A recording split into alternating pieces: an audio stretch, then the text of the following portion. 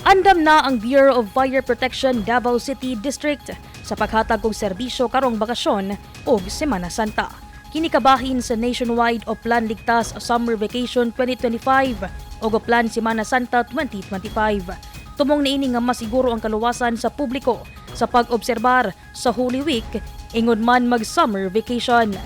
So as of now, sir, we're still waiting kung kailan din yung send-off ceremony dun sa mga made-deploy din, no? Dun sa Oplan Sampak natin and of course the Oplan Semana Santa. But right now, lagi naman pong nandyan yung Bureau of Fire Protection, laging ready when it comes to different deployments naman din po. Subay sa plano, ipakatag ang mga personahe sa BFP Davao sa nagkadaiyang strategic areas sa syudad, sama sa simbahan, pantalan ug terminal. Sanglit lauman ang pagdagsang sa mga mobiyahe sa inang tagsa-tagsa ka probinsya.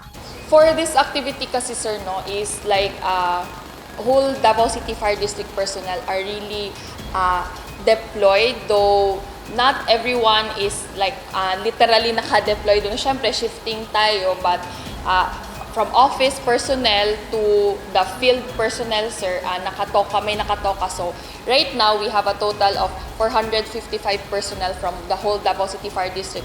Everyone is involved po during this kind of activities and deployments po here in Davao City. Duna sa Pahimangno ang BFP Davao, una mobiya sa Panimalay. Usually kasi talaga pagdating ng summer, no, nag-aalisan tayo sa mga bahay natin, sir, no. As much as possible, lalo na pag pangmatagalan yung pag-alis natin kasi magbabakasyon tayo, siguraduhin natin walang nakasaksak sa bahay natin na kahit anong appliances, yung mga ilaw, nakapatay, wag po tayong mag-iwan ng mga kandila, especially Semana Santa. May mga kandila din tayong sinisindihan sa mga altar natin. Pag aalis tayo or matutulog na tayo, ipatayin natin. And then yun na nga po, din syempre sa kalusugan nila, hydrate tayo. No? Sa pagtapos sa Fire Prevention Month ni adtong Marso, padayong nagpahinumdom ang BFP Davao nga kanunay magmapinantayon.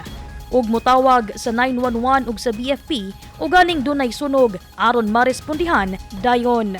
Dai za Libong, Newsline Philippines, stay safe.